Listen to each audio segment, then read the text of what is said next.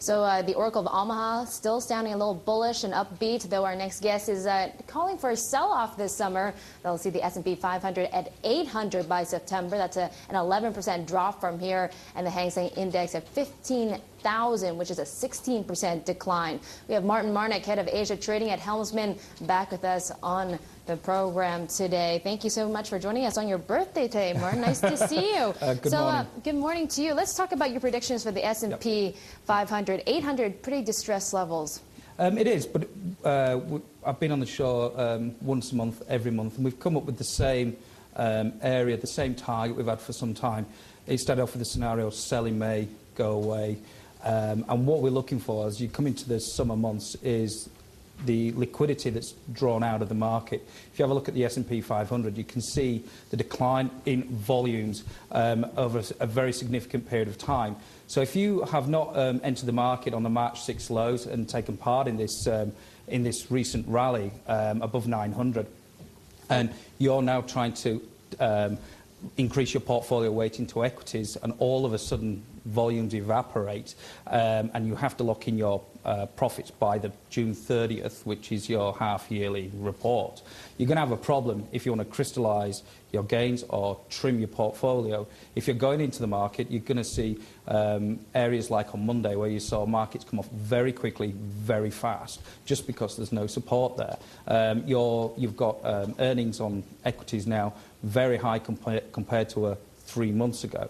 Is the economy recovering? Well, it's bottoming out. So we're not really seeing them green shoots that everybody talks about. It's still taking a long time. So things are looking a little bit rich, and we're looking for a third dip down. So that's basically where the scenario comes from. So what do you think when you hear the Oracle of Omaha saying that U.S. stocks have already hit bottom?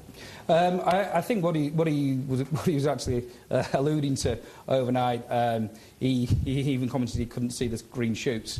And that was one of the things that he actually did comment on. And also, it does take an awfully long time for the economies to recover. We're going to see this time and time again. 800 is not that far away. You know, the pullback will present a great opportunity for buying, and I'm sure the old man will be in there buying as he usually does. Did you just call Warren old? Well, I'm old as well now, but.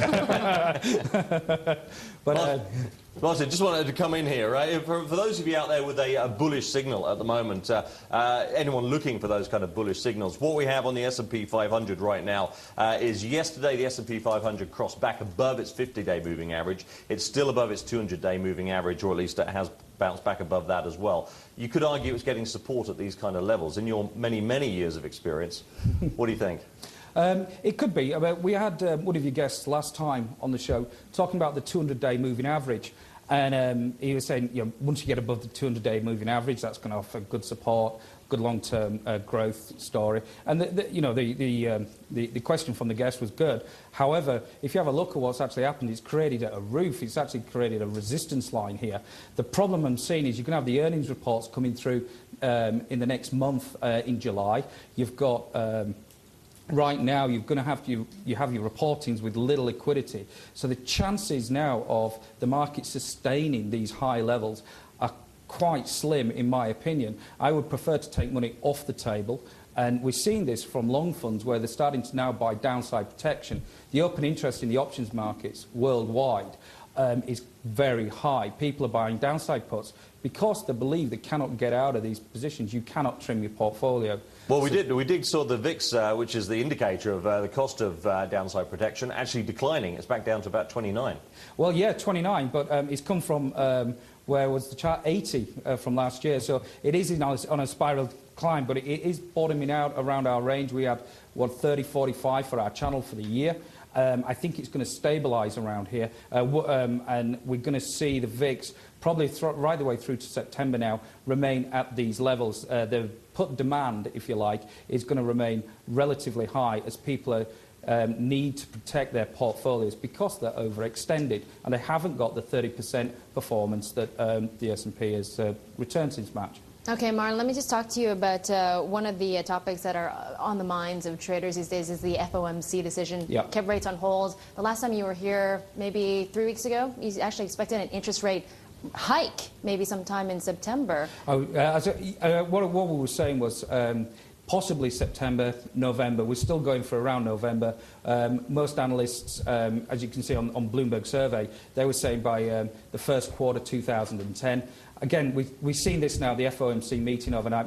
We expected no interest rate movement. We were looking for what Bernanke was actually saying. The purchase bond programme, he didn't increase that. That's what the market was. They were wanting some sort of expansion to that. That didn't happen, so we saw a sell-off in the bonds.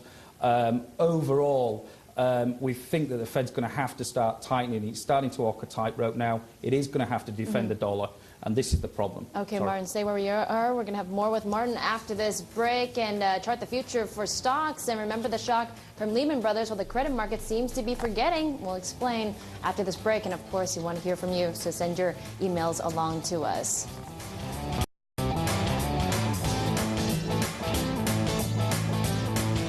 Welcome back to the Bloomberg Edge. We're going to change gears here, and with the popularity of these ETFs and also macro hedge funds, more people are getting access to commodities these days, which is really taking the sector from specialist to mainstream. According to our guest today, we have Martin Marnick of Helmsman Global. Martin, let's talk about commodities, because you say the money on the sidelines isn't really going into stocks, it's going into commodities. It seems more of a popular play. We've seen basically a two-step traditionally between equities and bond markets. We've seen the monies flow between the two. Over the last 2 to 3 years, we've actually seen this two-step turn into a three-step, a new holy trinity, if you like, between equities, bonds, and now commodities. At the click of a button, you can get into access to oil, the CRB index, ETFs, new futures contracts, and things like that. And what we've seen is this money flow where if you think equities are too rich, you think bonds are not valued because there's too much paper coming about, we've seen you could get exposure to the commodity cycle very, very quickly. And that poses problems in its own right, as we've talked about the FOMC inflation and problems with that. We've seen the Commodities Research Bureau index range from 200 floor to 250, 260 top. It's now just about rolling over, and we expect it to come back to 225. But we've seen this run up since around the equity started to bottom out in March 6 lows. Crude has done the same. But we haven't seen, all we've seen is worldwide GDP shrink, industrial output fall. We've seen the recession take hold, yet commodities have actually rallied. Crude, a prime example of this. Inventories are high also. So why has this actually happened?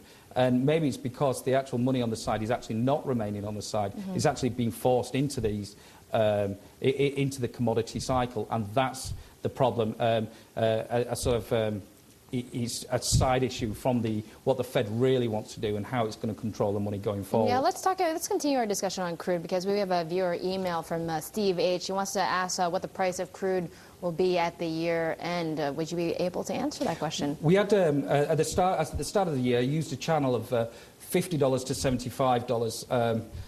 A lot of our clients did remind me of the fact that he did wallow around the $40 below for the first quarter of the year. But we have seen a nice uptick now, and it's got to the top end of the range of our range of $75. It's now around about the $68.50. It's run too much. It's overrun. We expect crude going into the end of the year to range trade between $65 and $85. However, if we start to see the so-called green shoots, if you like, start to come through, and we start to see signs of inflation, which I don't think we will, but if we do start to see run on inflation, then crude oil will break above $100 very, very quickly. Certainly, you've noticed this interest rate movement, what people are talking about. Is it coming? Won't it come? People are very nervous. The first signs of inflation, the CRB is going to take off, crude oil is going to take off, and they're going to be hard to catch. And that's the thing to watch. If we've seen the world economies bottom plod along, if you like, then crude will also do the same.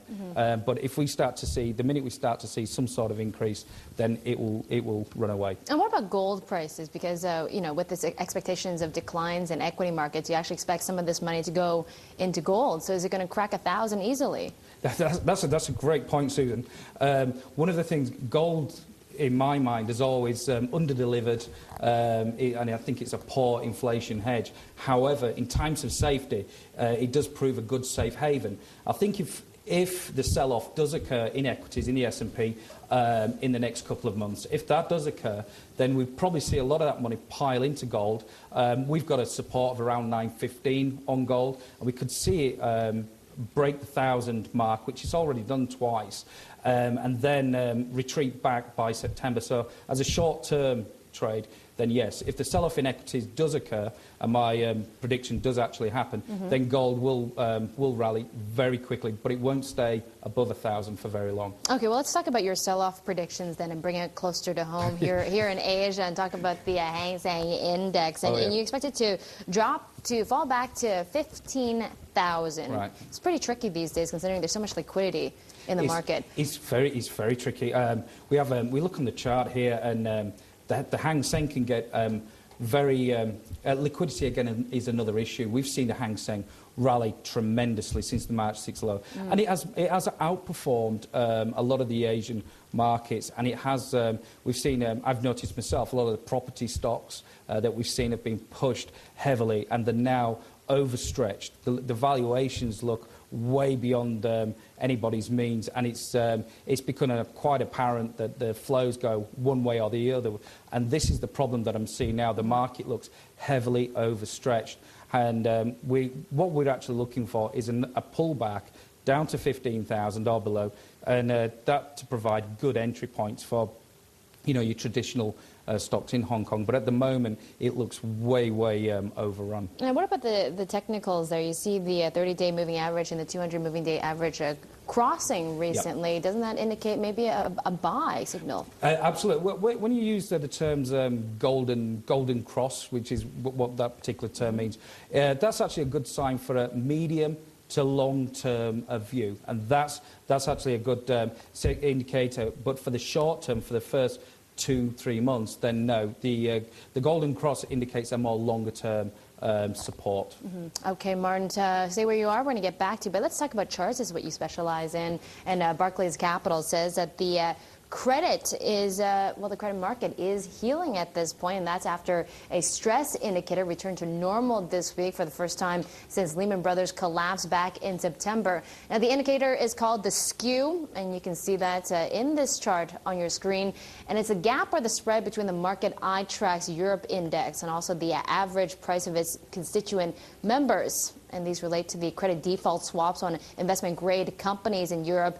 CDSs are essentially insurance that you buy against bond defaults. And, of course, back in December, the skew there widened to -60 after the Lehman failure froze credit markets and sent economies into free fall. Now, Barclays' Puneet Sharma says that investors are now focusing on individual company risk rather than widespread market failure. And the head of investment credit strategy at Barclays predicts that trading in CDS linked to single company names should now increase as investors bet on these companies' success or failure in avoiding bankruptcy. We have more after this break. We'll chart the future with Martin, of course, and we'll get final thoughts from him and also look at late earnings from 2 U.S. retail giants. And, of course, we'll take your emails to send them along. Welcome back to The Edge, and we're talking about the future of the markets with Martin Marnick of Helmsman Global. Pardon me there. Need more coffee in the morning. But let's talk about the Nikkei now. And your prediction, your target for this index is 9,200, which is pretty close to levels now. Maybe there is some probability that it may fall below that. What do you think? We had this target of 9,200 before the Nikkei breached 10,000. And we, again, experienced the same sort of problems. What we're talking about before is volume. Keep an eye on the volume. The open interest in the options contract was extremely large. We've seen this dissipate, and we've seen volumes erode significantly on the Nikkei. And this is what you're seeing. We're at wherever we are, 9,500 or something where we are now. I do expect the Nikkei to retrace back below 9,200 to form good support. The actual baseline is about 8,000, which we've had in place for a while now. And again, you've seen the similar pattern. We're seeing retracement in Hang Seng, retracement in Nikkei, retracement in the S&P. It's a global village we live in. What happens in New York, happens in Tokyo, happens in London. We're all suburbs of Washington, if you like. And this is the thing that you have to bear in mind. You have to be aware of the other markets that are around the world that get influenced, and they all follow the similar patterns. So we have 2 dips here. We're looking for a 3rd dip on the Nikkei, and that's the thing to be fully aware of. Yeah, triple dip is pretty much your theme, isn't yeah, it? the triple dip, yeah. Oh, okay, well, talk about this global village. India is a part of that. Yep. And you have some pretty interesting predictions on India because, you know, we've seen it run up so much since the election results. But you, again, along with other markets across Asia, you expect another dip, and then you say it's a buying opportunity for the future. Absolutely. People talk about the BRIC economies and stuff. India, I think, is a really good economy. I've traded India for many, many years. The election was a surprise. It came in clear majority. And we saw the Nifty run all the way up, 4,650 we came up to. And then we've got the budget coming up July the 6th. And the problem is the market is already, markets have already priced in perfection. They're expecting a brilliant stimulus packages, which is all very, very high and all very well. But I just think that they're prone to failure here. And I think that the market's going to be very disappointed, and we're going to see a retracement back. We've already started to see that, and I think that the market will retrace back below 3,700. I'm looking for a good entry level here on this. Okay, well, let's get to our viewer emails then, Martin, because I got a few saying happy birthday to you from Mark Bavis and also Paul Hartz, but let's move on to the actual questions on stocks. And let's turn to John, who's asking, can you actually recommend for U.S. investors any Indonesian stocks that you can purchase on U.S. exchanges? I can't specifically on individual stocks. What I would like to say is, if you're looking at Indonesia as a whole, as a market, I think Indonesia, like India, is phenomenal. Everybody's investing in China, in India. Indonesia seems to be the next one to go.